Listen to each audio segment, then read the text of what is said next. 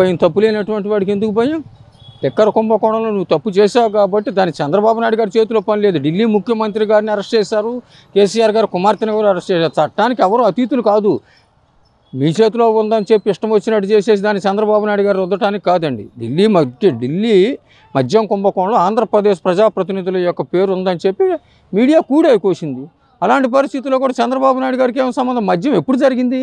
మద్యం కుంభకోణం వైసీపీ గవర్నమెంట్లోనే కదా. మరి టీడీపీకి సంబంధం ఏంటి? గతంలో వాళ్ళు అట్లా చేశారేంటి?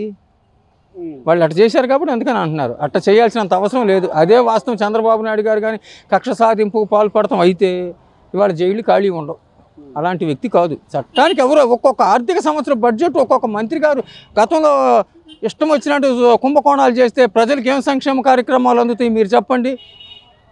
అక్కడ పశ్చిమ గోదావరి జిల్లాలో ఒక మంత్రి గారు స్టోర్ బియ్యంలో కానీ, ఇసుక కుంభకోణంలో కానీ, మట్టి కుంభకోణం కానీ ఇన్ని రకాల కుంభకోణాలు చేసినటువంటి వ్యక్తులు చంద్రబాబు నాయుడు గారిని విమర్శిస్తున్నారా? అది కరెక్ట్ కాదు.